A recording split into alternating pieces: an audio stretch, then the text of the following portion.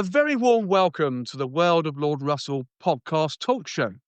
And today's show is the Silver Sales Bullet, which captures the life of a business entrepreneur who is an extremely well-connected, highly sought-after, influential and successful international business professional with a proven track record of leading, managing and closing complex business deals in the global professional football sector, global professional sports sectors and several additional commercial and investment sectors.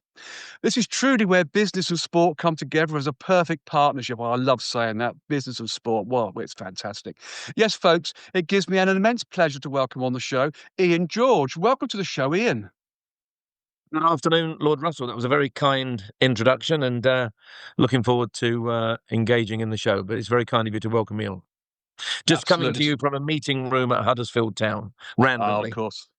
And there we are, another feature of sport. You see Huddersfield Town Football Club. You're there. Well, I'm not. I'm in Norfolk, in my home. But yeah, enjoy the day at Huddersfield Town Football Club. Sounds very exciting. And I know you said earlier on you're off to Manchester City later as well for the Caribbean Cup. So I'm here. I've had some meetings, some commercial meetings, and they've invited me to stay. They're at home to Manchester City tonight in the Carabao Cup. So we'll see. We'll see. Enjoy. Absolutely should be. Thank you. Well, I'll say what, Ian, let's start from the very beginning. You were born and raised in London. So what was life like in your childhood days? Very good. Very good. Blessed with a loving family. Mum and dad sadly lost my dad last year at the ripe old age of 92. Was a football player himself before he shattered his leg, sadly, at Charlton, where he was about to sign on. And just me and my brother, brought up in, well, do you call it Southeast London or Northwest Kent? So London Borough of Bexley Heath, Blackheath, Bromley, and Northwest Kent. Went to school. Piccadilly School as it was then. Yes. Now I think they call it Trinity. Because the head of PE at the school at the time was the England volleyball coach, we played a lot of volleyball and managed to represent England at under 16 and under 20 level, as you would do when the head of PE is the England volleyball coach. But and we'll come on to a bit later on in the show as well. And, I had a very, very good childhood, blessed with a loving family, and that's good to hear. Moved a lot overseas, but yeah, primarily in Southeast London. Wonderful. Yeah, it's great to get a good start in life. And then you also enjoyed an illustrious early career in sports, leisure, and the tourism sector, securing several senior management and marketing roles and directorships following your graduation from university, which you just mentioned about very briefly there. So please tell us more about these early entrepreneurial days, Ian. Well, I graduated in sports studies, Lord Russell, but those were in the days when I was young and slim. Neither of those credentials are necessarily the case anymore. And yeah, from graduated in 84, between 84 and the turn of the millennium, really.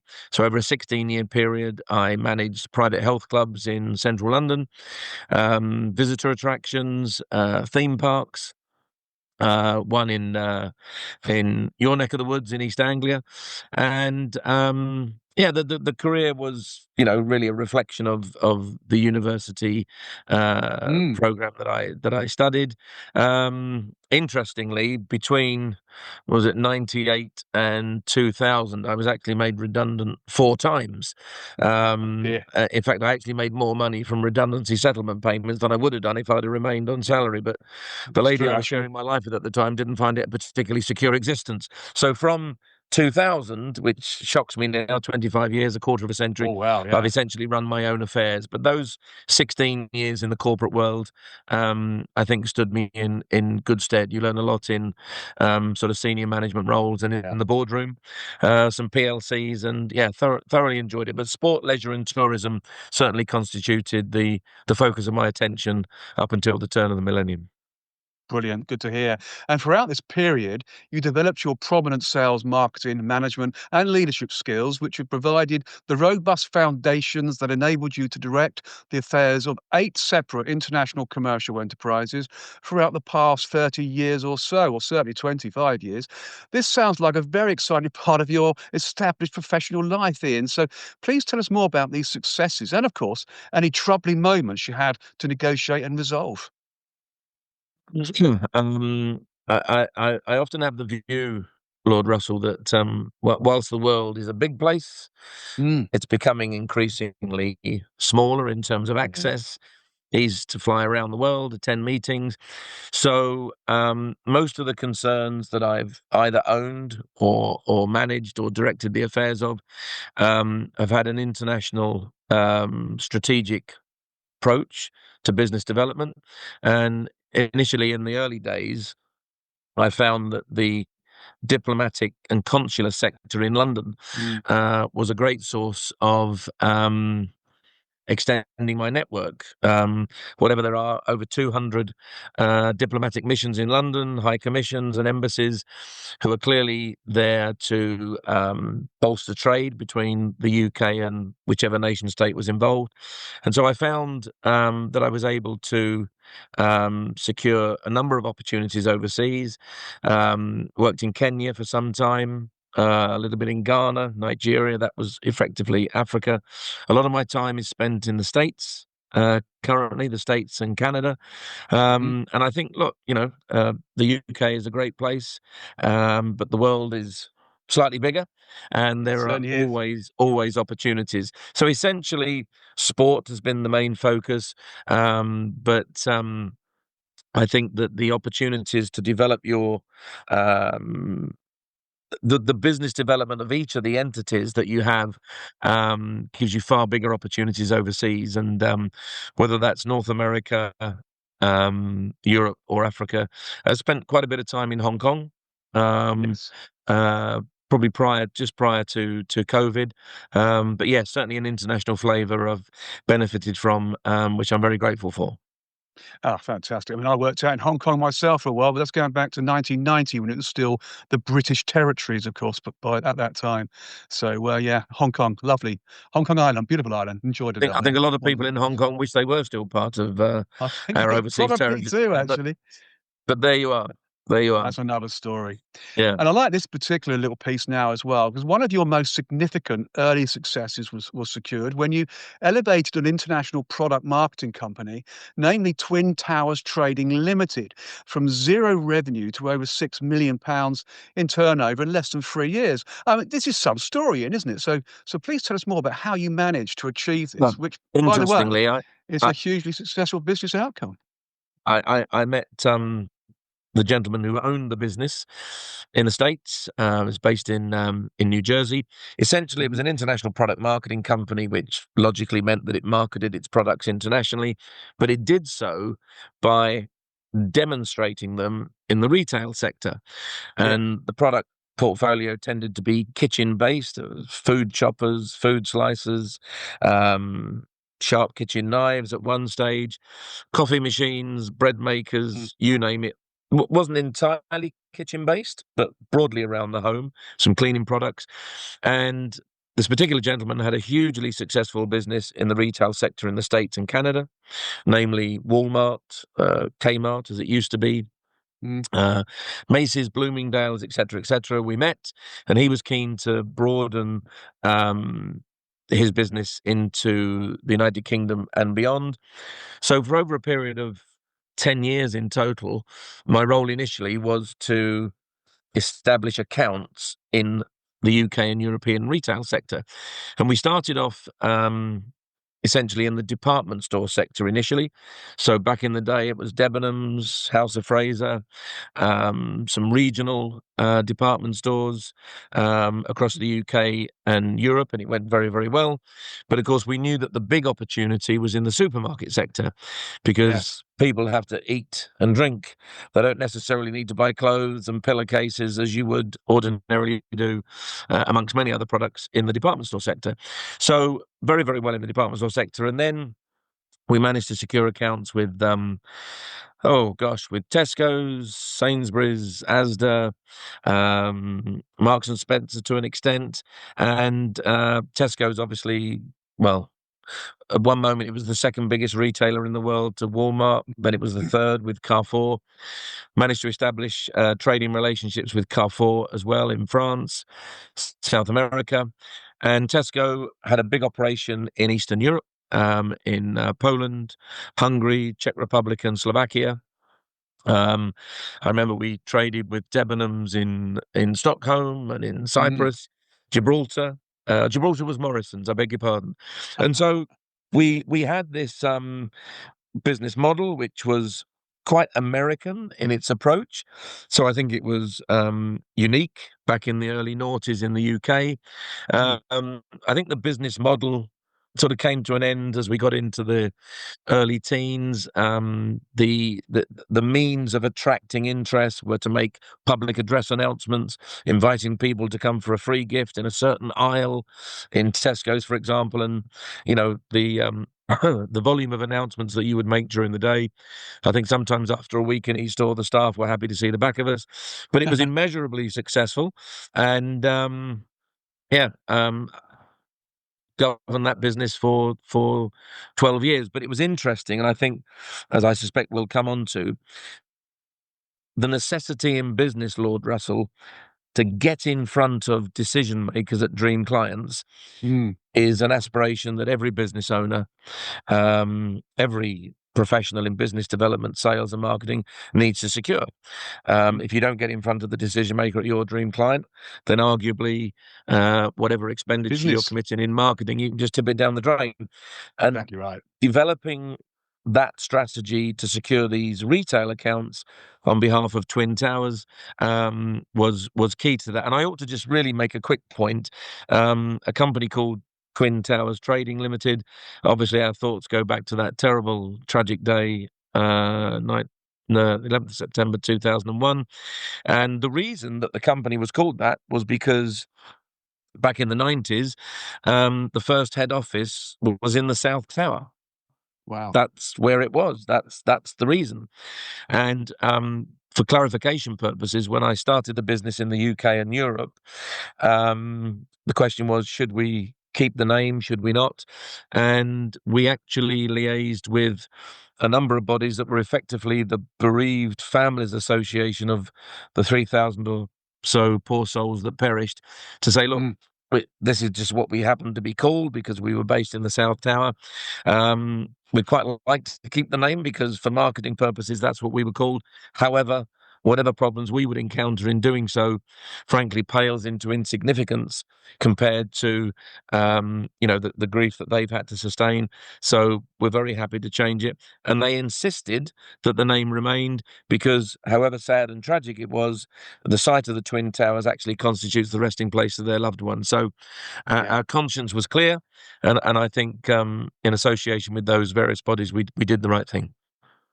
Yeah, absolutely, and I'm not surprised actually that those involved, the families, friends, et cetera, of those that perished in 2001, but they were actually in awe of you doing that and keeping that name because obviously it's a testament to the ongoing, feelings throughout the world. Really, what happened that day? It was shocking, wasn't it?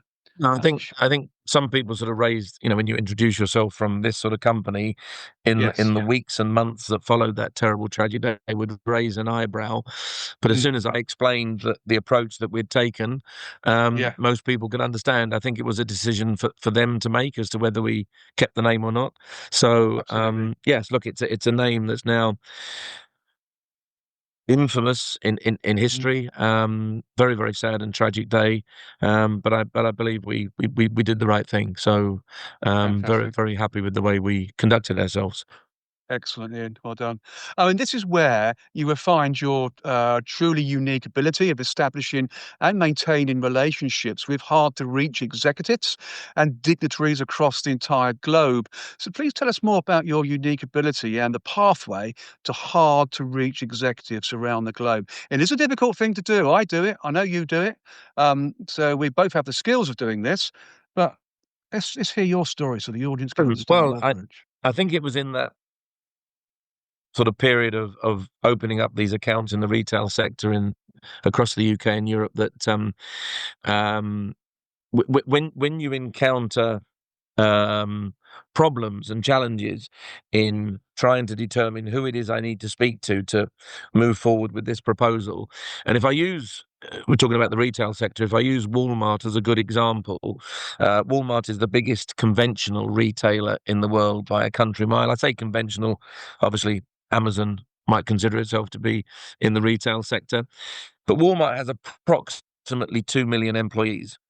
Now, when you're approaching Walmart, you might be selling T-shirts, tins of baked beans, or in our case, we wanted to do some product demonstrations. Walmart effectively sells anything. It could be car tires, it could be ladies' clothing, gents' clothing, whatever it is. And you've got 2 million employees. How do you determine who it is that you need to speak to? Who is the decision maker at your dream client? And across my various interests, Lord Russell, we have a phrase which the small businesses that everyone subscribes to. It's highlighting the importance of getting in front of he or she who can say yes or no. Yep. I think we can make business as complicated or as sophisticated as we want. Frankly, it's quite simple at the end of the day. And if you cannot, if all the money that you spend on marketing, advertising, promotions, networking, whatever it is you do to raise your profile and sell your products or services, if none of what you commit in expenditure gets you in front of the decision maker at your dream client, as we would say, he or she who can say yes or no, then arguably you may as well get a suitcase of cash and just tip it down the drain. And I think that too many people, I've just over the years, those sort of 16 years in the corporate world, Lord Russell, and the 25 years of governing my own interests, so 41 years in total, I've just seen so many people waste so much time and therefore so much money in engaging with an individual or a group of individuals or an entity in general terms with whom they want to trade, engage in commerce, do business. And they think it's all going swimmingly. They're having meetings, exchanging emails, and ultimately that person says, I better check with the boss. And then their boss is going to check with their boss. And somewhere along that chain of command, somebody's going to say no. And you think, gee, what a waste of time. So highlighting that importance was something that I became very aware of at an early stage. And we're all good. We have a little. We're live. We're live. You're live in a... This is Paul Reeves. Hi, Paul. Nice to see you, my friend. Officer. Hello there, Lord Russell. Yeah. Oh, very well, very well. Yeah, absolutely. I'll come and see you. We should be connected on LinkedIn. I'm sure we should, but maybe we should be after all. All right, top man. Make that connection, and we're going to look forward to a great evening with Ian George. Hopefully, he's a lucky mascot for us. Good stuff. We will see. Cheers, Paul. Thanks, mate. Well, there you go, Ian. Great to have a live show. There might be some interruptions. I'm not in my office, as I said, I'm at Huddersfield Town. So yeah, just highlighting that importance of getting in front of the decision maker at your dream client cannot be underestimated. And I just see so many people waste so much time. And if more people focused on that, more deals would get done. And I think, more people would generate more revenue, more sales more quickly. So it's really a strategy and an approach and what some people might describe as a unique set of skills to be able to get in front of that decision maker at your dream client. And if you can do that, you're putting yourself on a good foundation. And as I always say, and how I do things, I always go straight for the jugular. I always go for the owner, the chairman, the CEO, the CFO. That's it. Because they're your decision makers. They're the ones that are where you're going to buy your business. So that's what I do. So, and you know what, Lord Russell, if I could just, sorry to interrupt, but I say to people, we all want a yes in life. Can I propose this initiative? Yes. The next best thing to a yes is a no. Even though we don't want to receive a no, it's the people who procrastinate and I'm waiting for the budget. Can we talk in a few weeks' time? I've got to check with the boss and check with the wife. So yeah, if it's a no, we're disappointed, but we can move on. Move on. Exactly right. We just want clarity. So it's a strategic approach, which I think if a lot more individuals adopted that approach, I think they'd be far better off. I think you're quite right too. Absolutely spot on, Ian. And looking back in 2012, you created your internationally renowned strategic commercial introduction service and the associated opportunities facilitation management services, all great, lots of words there, which continue to be applied across your entire portfolio of commercial interests today. So please tell us more about these services, Ian. So sounds all very complicated, but it's not, is it? Yeah, I mean, there are a lot of words: strategic commercial introduction service, opportunities facilitation management service, but they do exactly what they say on the tin. They're effectively our done for you service. So people find difficulty in engaging with the decision maker at their dream client, and we will do that for them. The business model is one of retained representation. We charge monthly fees, not for the rest of our lives, for a defined period, ordinarily 12 months. We would consider 6 months. And some people would give you a specific name of a person that may be on the board of a company, or even if they don't know the individual specifically, they might say the marketing director at Barclays Bank or the human resources vice president at BP or whoever it might be, and we will do that for them and attend, or we will endeavour to do that for them and attend the meeting with them, and hopefully, because obviously all that we do is a 2-phase process. It's about opening doors, but then of course it's closing deals. So it's opening doors and closing deals. You can't close the deal unless you've opened the door. And obviously closing deal is the ultimate aspiration, but we provide those services as a done for you service, and to give people an option, as I think you may come on to, when COVID came around. So the 2 primary businesses, the services that we have, one we deploy, I think, effectively in the global professional sports sector, primarily football, and the other we deploy the same range of services that we've just highlighted in any other sector. And then when COVID came along, Lord Russell, I think like everybody, we had to pause and pivot, and nobody had experienced that before, and that would be a whole new discussion about my opinion on that, but that'll be for another day. But I did come out in a bit of a cold sweat, because I suddenly realised that any of the successes that we've enjoyed on occasions over the years, it's not blue sky every day, had ordinarily been attributable to my ability to travel overseas. So if business was quiet, I could jump on a flight, perhaps go to New York or Dubai, Hong Kong, and try and chivvy things along. Now, you could travel overseas during COVID. I don't know if you did, Lord Russell, but it was very onerous. Very, very onerous. Having things shoved up your nose and tests and queues a mile long at airports. And allied to that, over the years, people would have said to me, Ian, how do you get these meetings with the untouchables in business, the chairman, the chief execs, billionaires on certain occasions when we're talking to the owners of professional sports teams in the States, members of royal families across the Middle East, or just rudimentary decision makers in commerce in general terms? And I would always say, well, you're asking for the secret sauce. I can't just divulge that, which is why, where I suspect you'll be going to, we decided to provide this essential online business training program to give people the opportunity to learn those skills, strategies, and tactics for themselves. We'll definitely come on to that, Ian, there's no doubt at all. I mean, throughout recent years, you have generated more than £50 million in revenue for both your clients and indeed your own interests, and secured more than £100 million in investments for your business portfolio of national and international clients. I mean, this is an incredible business success story, isn't it? Which I'm sure you can enlighten us further with more details in. I mean, what's 50 million and 100 million? They're large numbers. Incredible story.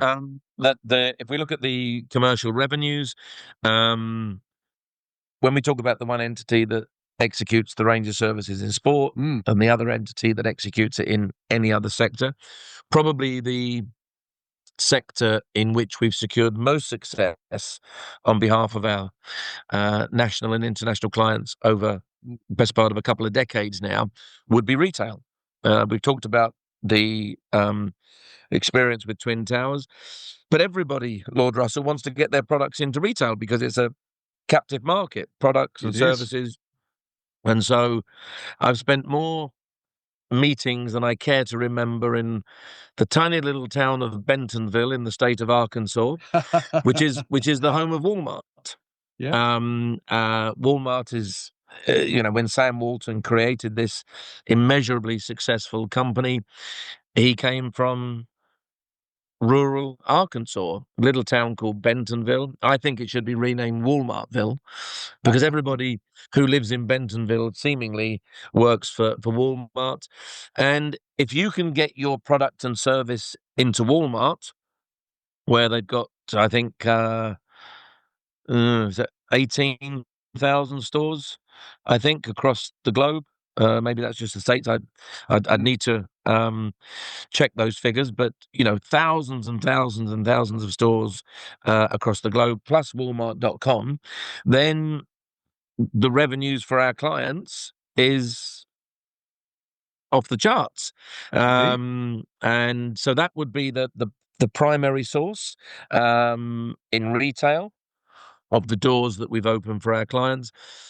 In terms of the investment that we've attracted, that would primarily be with professional football clubs who are looking for investment, and we will endeavour to find investors for them. We will bring those forward. As you will know, Lord Russell, sometimes deals cross the line, sometimes they don't. We can't execute tremendous influence on whether or not that deal will cross the line, but attracting the investment. I often say to people, Lord Russell, that in any commercial opportunity or investment opportunity in business, we talk about people trying to complicate matters. I think it's very simple. There are 6 stages in any business opportunity, in my experience. Very briefly, stage number 1 is to identify an opportunity. Stage number 2 is to establish interest. Who's interested in that opportunity? Stage number 3, conduct introductions.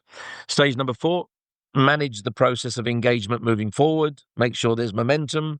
Everybody's still engaged. Stage number 5 could conceivably be assisting in the process to prepare documentation, agreements, contracts. And stage number 6, finally, arguably the most important stage, is to execute the transaction. And what we've found over many years now, Lord Russell, is that I think, hand on heart, we do an exceptional job in those first 5 stages. We all know that the 6th and critical stage in any investment opportunity, in any commercial opportunity, fundamentally is down to 2 people and 2 people only. It's the most senior representative of the buying entity and the most senior representative of the selling entity. I can cajole and do as best I can to persuade, but in those cases, it's not my money. And so that's why we work on retained representation, because if everyone will commission the services of anybody on a success fee only, they're not incurring any liability, any risk. But if my sole source of remuneration is based on whether a deal concludes or not, I've often said that that's when I need to register as Ian L. George Charitable Foundation, because I can't. And so those 6 stages are critical, but at some very high profile clubs, and there's one particular professional former global icon, former professional football player, who was a Ballon d'Or winner, accompanied him to China on a number of occasions where we were setting up sort of coaching schools in China, and there was a fair bit of investment coming in from a couple of financial entities in China. So you add all that up, and the approximate sum of 100 million in investment and 50 million in commercial is in fact it's probably more now. But I think understanding that process is critical. So we can do our best to facilitate these deals. And look, we have our fair share of success. But like everybody, you'll have your near misses. But that hopefully gives you a summary of where those figures come from. Absolutely, and that makes an awful lot of sense to me. Totally does, Ian. And of course, I can remember going back in the early '90s. There we are, when I was working for a corporate. I think it was my last ever, actually, my proper job. Actually, I called it a proper job. My last employment, should we say? And the MD always would say, "Never be afraid to ask for the order," and he was right. Ask for it. Why not? You've got to. If you don't ask for it, you're not going to get anything. So go The straight. Americans would say, "Show me the money." Show me the money. Exactly the same principle. Absolutely. Show me the money. Show me the money. Yeah, I think in I mean, I'm a proud Englishman, a proud Brit. Sometimes we would be described as somewhat reserved, and maybe some of the considerable time that I've spent in the States, maybe that's rubbed off on me a bit. I don't know, but yeah, look, you put your strategies together. Your experience gives you an indication of what is most likely to succeed. So yeah, we do okay. We don't succeed every day, but I think we've got sufficient evidence over my 41 years in business to let me know what has got the greatest chance of succeeding. Yeah, you can smell the money, smell the deal sometimes. I quite agree with that completely. It's absolutely right. And I think actually, international travel is an important aspect here because I'm an Englishman through and through, and I'm certainly not reserved. And I think I've learnt that through my many years of traveling the globe, meeting many different people, doing many different things. And it kind of makes you the person you are today, I think. And I love traveling anyway, so carry on doing it. Absolutely. I think, you have to broaden your horizons beyond the shores of the UK. I mean, the Definitely, without UK a doubt. punches above its weight across the world. I don't know what size economy we are. Are we the fifth biggest, fourth, sixth? I don't know. But we I'm do, not sure now, for to a be honest. comparatively small country, we certainly do very, very well. But the opportunities within the UK are fantastic, but beyond the shores of the UK are even more exciting, and hence potential. that's the reason for the air miles. Yeah, absolutely. And well done for collecting those. That's all good stuff. And then, of course, in 2020, we were going to come onto this, weren't we? You launched the Silver Sales Bullet, the title of this podcast talk show, of course, which is a CPD certified essential online business training program that teaches professional executives in sales, business development, and training to open doors to decision makers at dream clients and close more deals for themselves. Now, I have to say, the Silver Sales Bullet as a training service sounds incredible. So please tell us a little bit more about around the inspiration in behind the Silver Sales Bullet, plus, of course, the success stories generated. It sounds amazing. Okay. As I explained, when COVID came and Yeah. there were, traveling around the globe made it more difficult, and allied to people asking me how we do what we do, a lot of people have said you should teach what you do. And essentially, the Silver Sales Bullet has been produced as a direct result of COVID. I think we would all agree that we wish the pandemic had never emerged. But from a purely selfish standpoint, if anything good came out of it for us, it would be the Silver Sales Bullet. To teach people to do what we do and hopefully emulate it.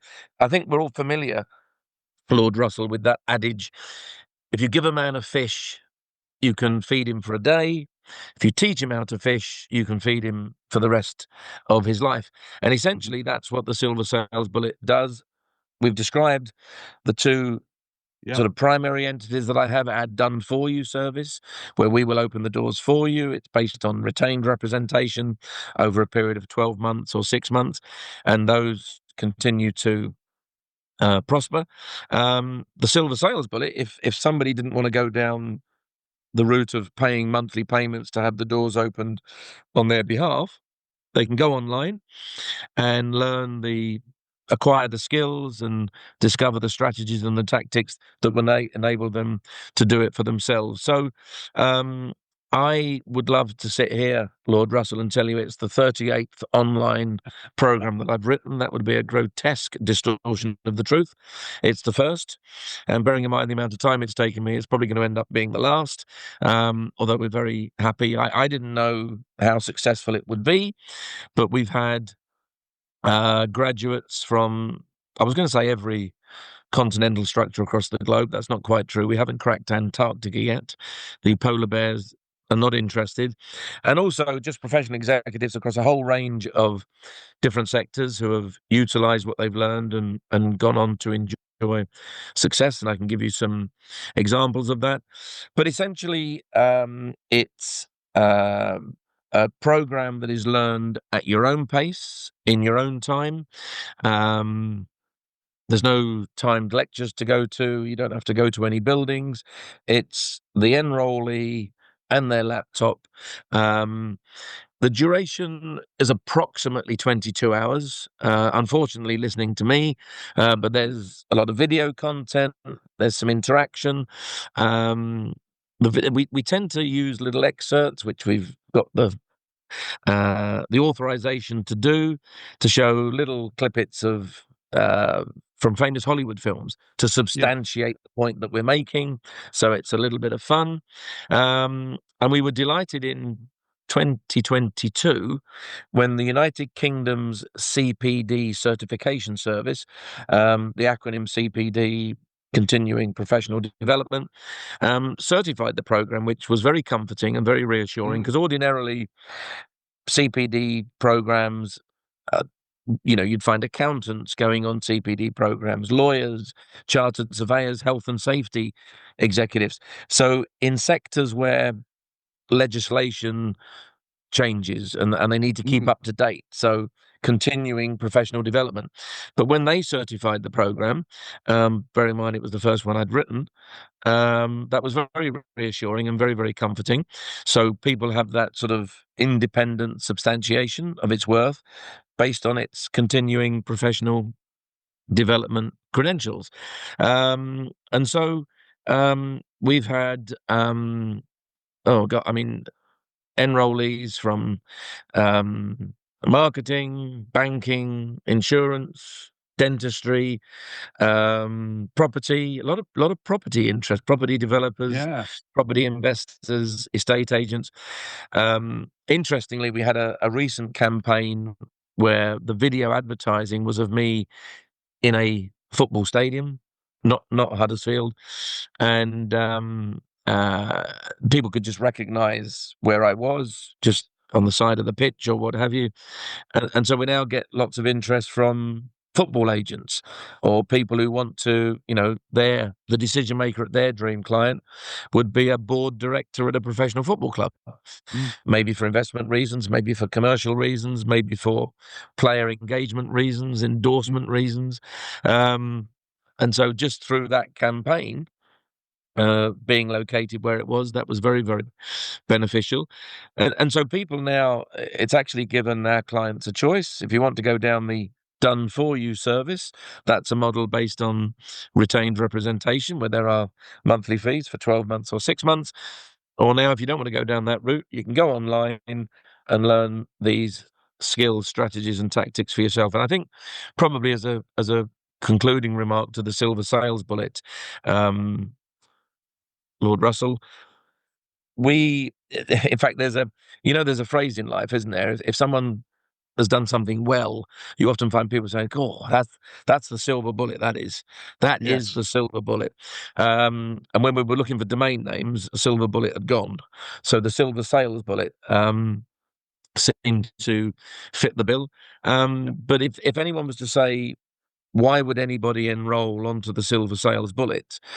I think the answer is quite simple. It's to acquire what some would describe as a very unique set of skills, discover the innovative strategies and the incorporated tactics that enable you to open doors to exceptional opportunities in business by specifically securing significant meetings in person, face to face with the decision maker at your dream client and close deals. And I think bearing in mind, as you can clearly see, I'm no spring chicken. I come from the analog world, not the digital world. So when I went to school, there were two things called a blackboard and a piece of chalk. Yeah. Most of the people that helped me were born in the digital world, so they were born on a keyboard. But I think, however useful the digital age is, I kicked and screamed against doing digital banking for quite a while, but that actually makes my life a lot easier. But nothing will ever, and Zoom and Teams, I mean, that's what we're doing now. How would we have got through COVID without that? But nothing, in my humble opinion, Lord Russell, will ever supersede, surpass the impactfulness and the meaningfulness of meeting in person, face-to-face. Deals are done by shaking hands, having coffee, having lunch, maybe on the golf course. Now, there are huge digital success stories like Amazon. Nobody's doubting that. But from a personal engagement standpoint, getting in front of he or she who can say yes or no is critical. And that's what the Silver Sales Bullet is. Without COVID, it wouldn't have happened, but it now gives our prospective clients a choice. Excellent. It's very well put together, very nicely professionally talked through as well, Ian. You obviously know the Silver Sales Bullet very well, which is great. Well, you teach it, so you obviously do. That's a fantastic story to hear. In addition, yeah, you created it. You're the owner. You wrote it. It's brilliant. Absolutely fantastic. In addition, you continue to execute the role of a guest lecturer in teaching these strategies, tactics, and skills at universities and in boardrooms throughout the United Kingdom and, of course, the United States of America. I mean, this must be very exciting and very rewarding too, Ian. I certainly like to do lectures and things. I'm more comfortable in front of that cameras and in front of a microphone than most people, I think. But that's a wonderful thing, isn't it? You're still doing the lectures and going around the world. I mean, the Silver Sales Bullet itself is an online program, but we do provide a service where we go into universities for half a day, for a day, and we can deliver the Silver Sales Bullet, broken down into a morning session or an afternoon session. Sometimes go into boardrooms where their business development team, their sales team, perhaps sales are not coming through the front door as often as the company owners would like. So by going through the Silver Sales Bullet, which incorporates, now when I say 22 secrets, are they secrets? Not really. We call them secrets because that makes it sound exciting. They're just features of common sense in business when you're pursuing business development opportunities that so few people adhere to. And the 22 secrets feature in the Silver Sales Bullet. But there are 3 rudimentary so-called secrets which underpin those 22, which I'm more than happy to share with you very briefly. I mean, rudimentary secret number 1 is the essential requirement to identify who the decision maker at your dream client is. Who is he or she who can say yes or no? And I gave the example of Walmart, 2 million employees. Well, pick the person out of that lot. So the need to determine who that is, so you know who you need to approach, is clearly critical. The second rudimentary foundation pillar secret is the capacity to contact them personally. I see people in business development teams sending out emails to email addresses like admin at, info at, inquiries at, hello at. I mean, we talked about tipping a load of cash down the drain. Completely pointless. Personal email addresses are by far the preferred option. For me, I still call this a mobile telephone. You don't see anybody talking on it now. They're just going tap, tap, tap, tap, tap, tap, tap, until such time as EE shops or O2 shops or Vodafone start calling it a mobile keyboard. I'm going to insist on calling it a mobile telephone because I like to talk on it. Clearly, people sending messages and WhatsApp messages, but the ability to communicate verbally is just so much more meaningful and so much more impactful than digital communications. So yeah, look, we're very very happy with the Silver Sales Bullet. As I said, I wish the pandemic hadn't have arrived. But the capacity to either send people online or deliver it in person, face to face, which of course enshrines what the Silver Sales Bullet is all about. Absolutely. It's the analog world. It's the management of relationships rather than digital. I only ever send emails to confirm what's been agreed when I meet somebody. Sending an email to request a meeting, really, put a bit of effort in and find out who it is. So the second rudimentary foundation was to find those personal details, the mobile telephone number, personal email addresses. And the third rudimentary secret, Lord Russell, arguably the most important, once you've identified who it is and once you've identified how to contact them, you're talking to them on the phone, or maybe, what do I say? What do I say? And so the third foundation pillar, the third rudimentary secret, is how to engage with influence and persuasion to ensure that a meeting is staged. That's perhaps the most difficult. I think to a certain extent that comes down to your DNA. The old adage, I think you can teach somebody to teach, but clearly there's an element of your DNA that makes you more equipped to engage with confidence. So yeah, identifying who it is, securing their contact details to be able to contact them, and then engaging with influence and persuasion.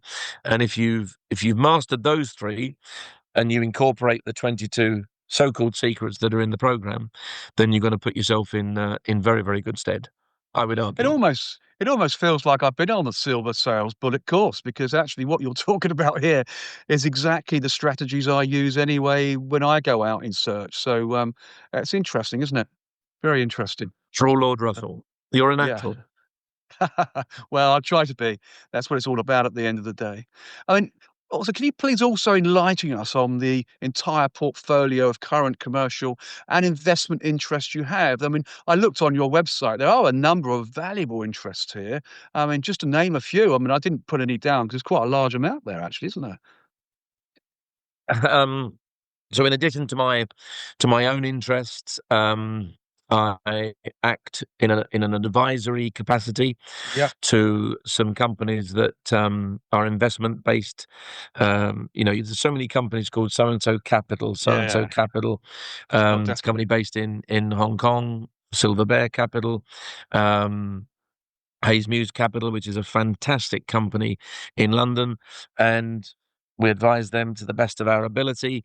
And there's a number of non-executive directorships which are being presented currently. And so I think actually, what am I now, 62? Maybe, will I ever retire? I'm not sure. I'm not sure. I can't play golf. I won't. No, I'm too. I wouldn't know what to do. But perhaps taking up more advisory roles, some non-executive directorships might be the way to go.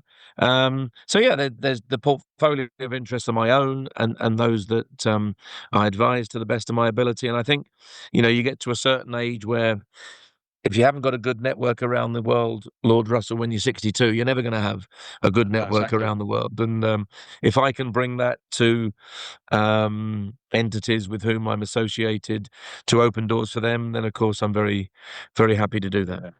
Quite rightly so too. Now, I mean, as I said earlier on, sport and business. Now, as most people know, I'm a huge advocate for sport and business. I talk about it all the time, actually, as they create the perfect marriage in terms of business partnerships, as far as I'm concerned, anyway.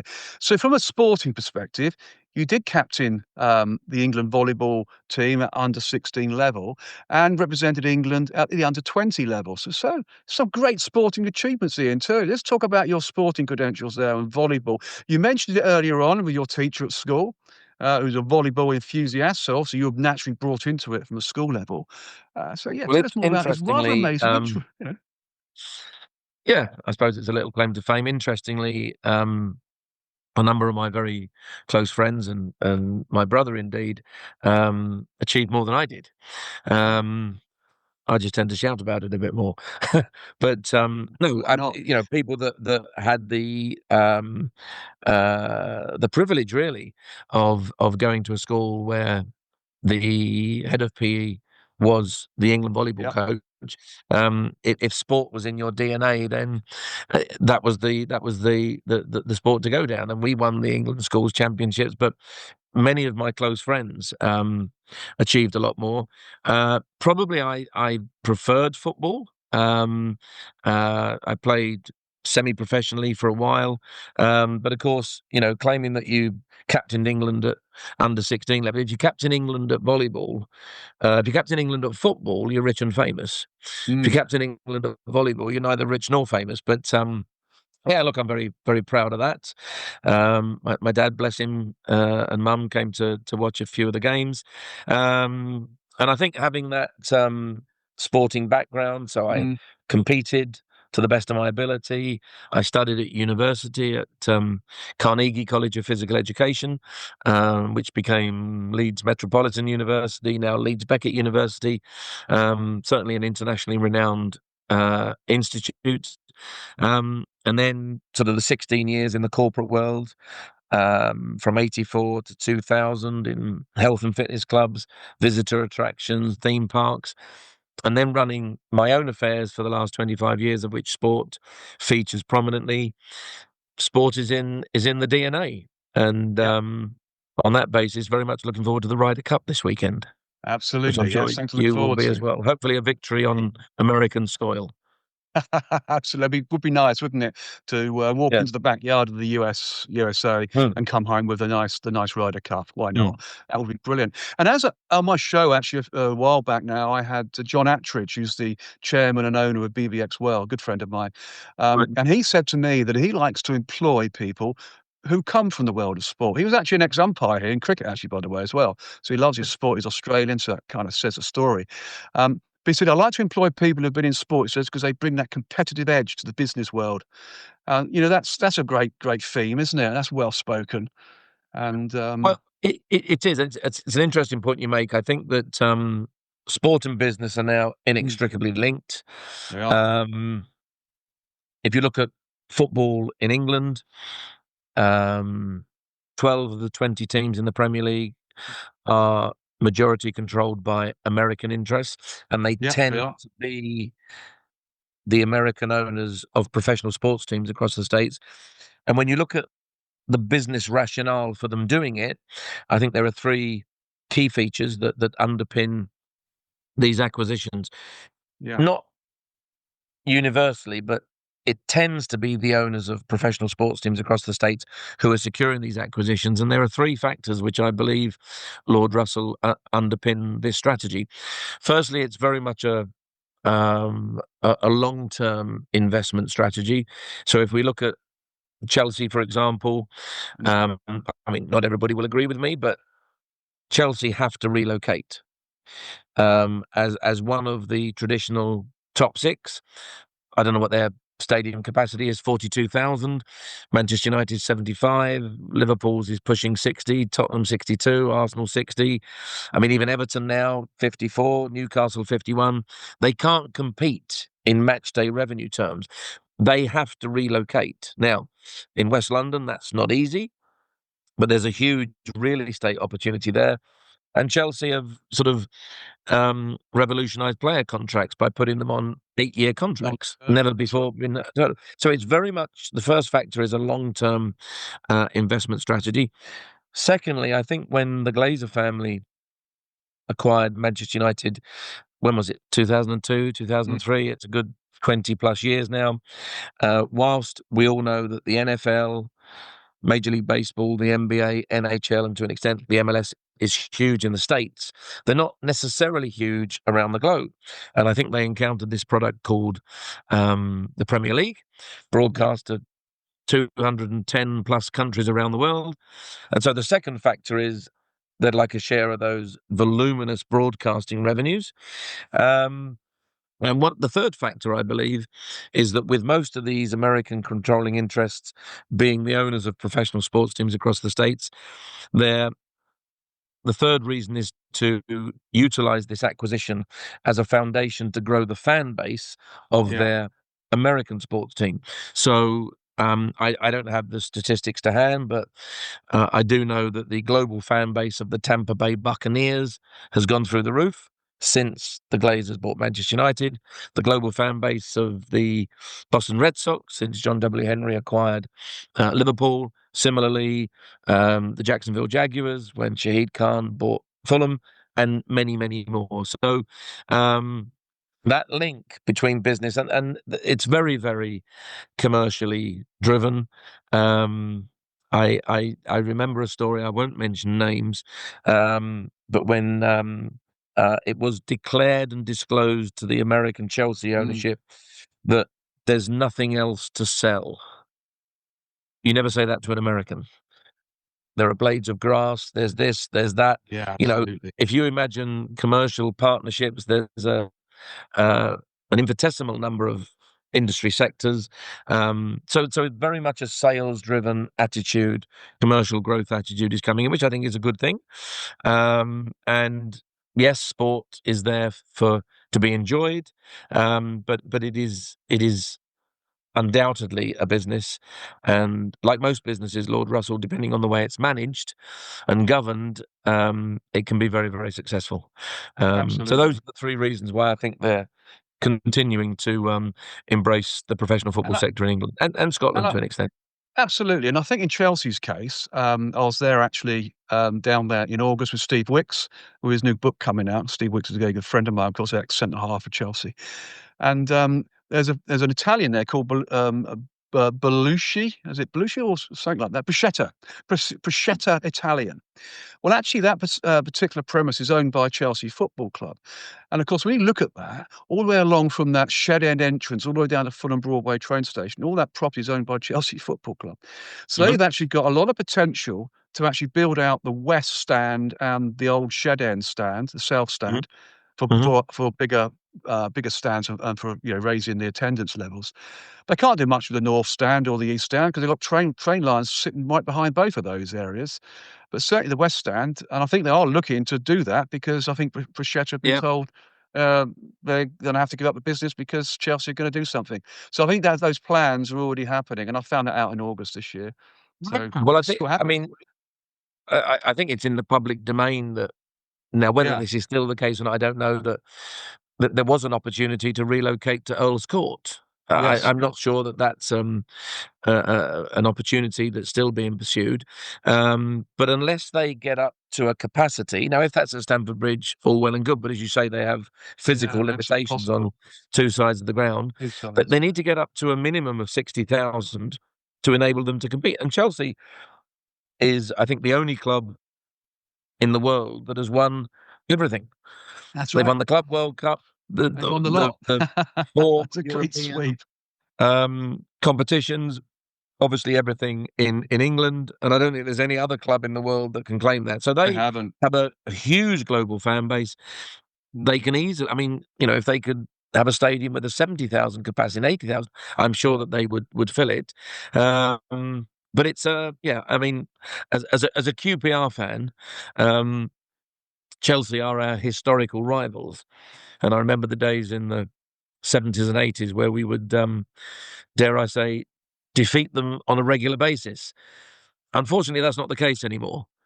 And even though we as QPR fans are still very passionate about our rivalry with Chelsea, I don't think QPR get Chelsea too excited these days. Look, hopefully we're on a bit of anyway. At the moment. Sorry? Yeah, different leagues anyway, so there's no actual football rivalry at the moment, unless there's a cup match, of course. But it's a great hotbed in West London, not just London, but Chelsea, Fulham, Brentford, QPR. Absolutely. So it's exciting times. It's exciting times. It's exciting times.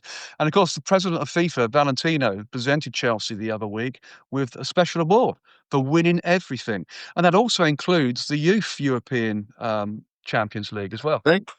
They've won that Yeah, as well. what's his name? Infantino, Gianni Infantino. Infantino, yeah. Yeah, Infantino. I mean, look, Chelsea, it's a great brand. Hard for a QPR fan to concede that, but it is a great Well, you brand. have to recognise the brand greatness sometimes, even if it's not something that you particularly enjoy or support. You just have to recognise it, don't you? Because that's the way it is. Some people say to me it's the only London club that's located in a Royal London Borough. Well, of course, that's not the case because Charlton are in the Royal London Borough of Greenwich, and I They think are. Wimbledon in Merton. Not Merton, sure. they're in Merton. Not sure. Yeah. I think, yeah, I QPR's think the in ground. Hammersmith and Fulham, but no, look, it's a great brand. It's a great club. They had a certain Russian gentleman who invested Mr. his millions Abramovich. and billions, and now an Great American guy. seems to be doing the same. So good luck to them, and hopefully we'll get back to the promised land of the Premier League soon.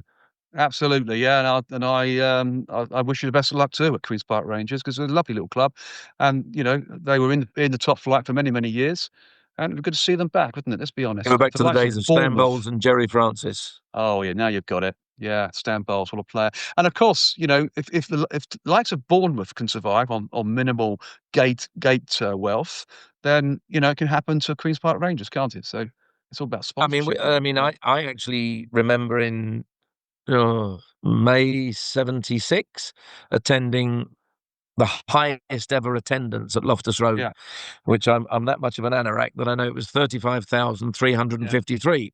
So how was that possible when the current capacity is 18,500 yeah, approximately? Well, of course, it was terracing and what have you. yeah, exactly. Can we survive in the Premier League? But as you say, Bournemouth do it on 11,000. Yeah. But I think they're looking to build a new stadium. Match day revenues are significant, and that's why Chelsea need to either increase the capacity at Stamford Bridge, which is Move. difficult. They've also got that issue of the Chelsea Pitch Owners Association. Well, that's the other thing. That stops the sale of the club or Stamford Bridge because the pitch owners own the pitch, so that can't be Ken sold off Bates to did that anybody to else. raise a bit of money. No, he did that actually to keep the bulldozers out as well, so no one could come in. Right. He was a very Okay. clever man, Ken Bates. I Yeah, can yeah, tell you, a very yeah. clever man. And so what he did at Chelsea at those times, we're going off sync a little bit here, but why not? It's a bit of fun, a bit of fact. Is Yeah. he bought all those properties along from the Shed End down to Fulham Broadway to keep the bulldozers out because he knew they couldn't come in from the north and the east stands because of railways. So it was only the south and the west he had to protect, which he did by buying all those properties, which Oh, is now wow. serving Chelsea well, and also sold the pitch to the supporters. So the supporters own the pitch, so the ground can't be used for anything else. So he was a very clever man, very shrewd, Mr. Bates, I can tell you. He was. I mean, he And great went on stories. to what he bought it from the Mears family, didn't he? He bought it from the Mears family, yeah. And then Ken went on to Leeds. And then Ken went on to Leeds and helped Leeds out, did quite a lot of good stuff at Leeds as well. But yeah, he bought off of Brian Mears, the Mears family, and I'm good friends with Brian's son, actually, Chris Mears. So Wow. we collaborate quite well together, the old Chelsea sort of boys, really. So that's all very nice. So I get to hear all the real stories, about what I goes think on. Ken is enjoying retirement in Monaco, Yeah, I guess now. yeah, he But won't. I don't no, think look, he a real travels. character, and Definitely, I think the game misses characters. I mean, QPR, we had Jim Gregory, you did. another real character, and yeah, those were the days. Those were the They were days. the But days. That's when football was mm, football, though, wasn't it? yeah, exactly, But getting back exactly. onto business, because I only picked this one up the other day and added it into the show script. I understand you also own George Wicks Limited. I might be wrong with the ownership level, but which is positioned as an exceptional conduit for creating outstanding investment and commercial opportunities throughout the global sports sector. So we're back on Mm, sport again. yep. Now, this I find very exciting. So tell us more about this particular It's a project. small business. Mhm. We don't do deals every day. We don't do deals every week, every month.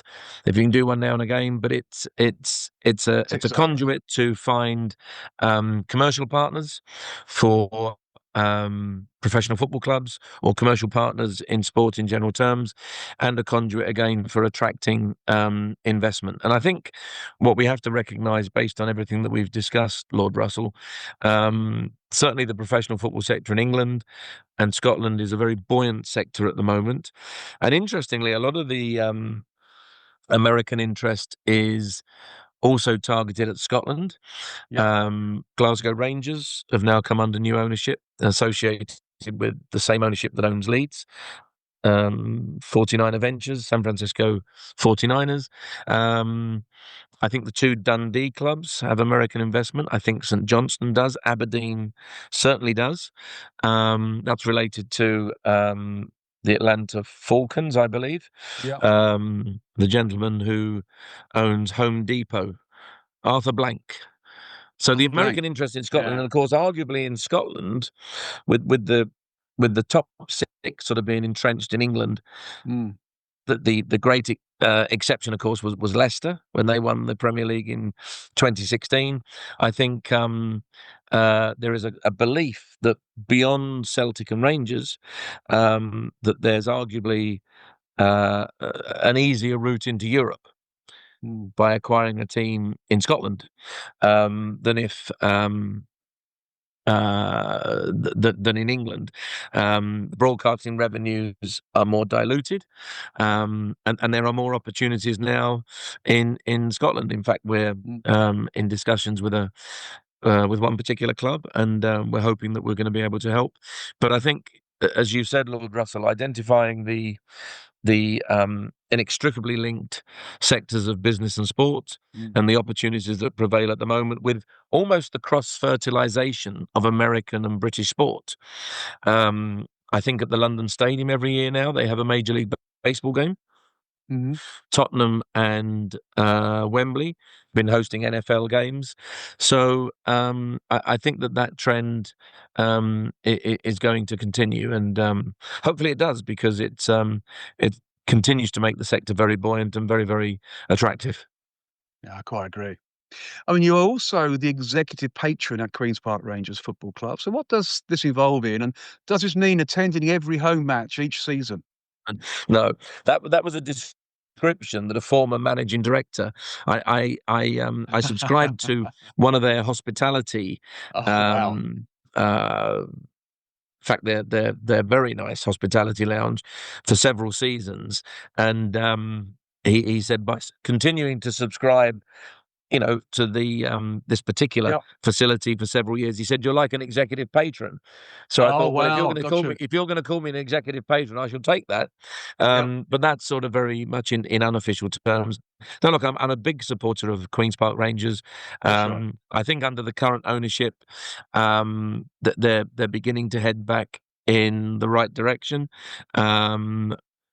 Interestingly, perhaps not well known, there is some American investment in Queen's Park Rangers. There was a time, 15 years ago, where we were almost sort of owned by Formula One. It was Bernie Ecclestone, Flavio Briatore, Tony Fernandez, and now we have continued to have Malaysian investment, American investment. Amit Bhatia has had a tremendous influence on the club for many, many years. And look, I have blue and white hoops going through my veins, and I always enjoy when I'm helping other professional football clubs. When QPR are playing away, I often ensure that I'm going to those games. I tend to prefer the away games. I find the away games better as well. Far more interesting. Yeah. So yes, the executive patron phrase was one that a former MD used, and it's certainly not in an official capacity, but one that I was very proud to receive, and so I chuck it in there from time to time. Yeah. Absolutely right. And actually, as being a Queen's Park Rangers fan you are, I've got a good friend who's also mad Queen's Park Rangers, and he lives in Tenerife, and he owns a bar called the Diamonds Bar out in Tenerife, which I visit when I go out there. And it's all festooned with all the QPR flags, it's QPR mad.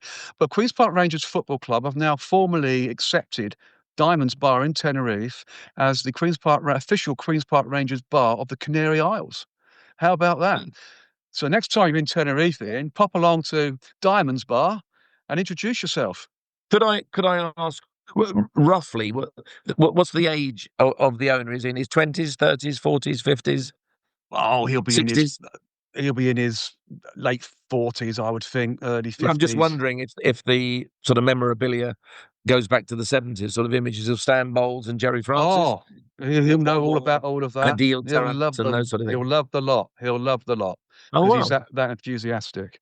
His name's Pete. He's a great, lovely fella. So next time you're in Tenerife, pop along to Diamond's Bar. You'll be surprised. Diamond's Bar in Tenerife. Yeah. You've given me another excuse to go back to the island. I mentioned me when you get there. In March. You mentioned me when you turn up. You'll probably get a free drink as well. There you go. Well, no, I definitely will. I definitely will. You'll have to give me some more details about it. So the Diamond's Bar. Diamond's Bar, Tenerife. Okay.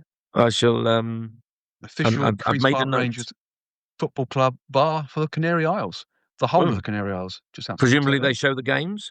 I don't know if they're permitted to do it, but I think they do. Yes, I think it does all of that. So you better watch a match in there, Queen's Park Rangers. So that's for sure. So what is next in the world of Ian George, Ian? You know, we talk about your sporting side, your business side. We'll continue to do deals as and when we can, providing people recognise that retained representation is our business model. Yep. The days of charging around the world free of charge, they've long gone. They've long gone. Yeah. But no, look, we try to do investment and commercial deals. Obviously, the Silver Sales Bullet continues to flourish. We do our little campaigns on Facebook and Instagram to attract new enrollees, and hopefully keep healthy, keep smiling, and enjoying life. And life is there to be enjoyed. We all have our challenging days, but I don't think I'm retiring anytime soon. I need to get fitter. Quite right. Need to get fitter, lose a bit of weight, and keep going, keep moving forward and smiling with optimism. Hopefully, absolutely right. Yeah, quite right. And I've just had a quick slide and look at the clock. We're about an hour and 15, an hour and 12 in. So. Wow. Time flies fast. Yeah, we have. Time flies very quickly when you're enjoying yourself. It's been a great conversation. It really has.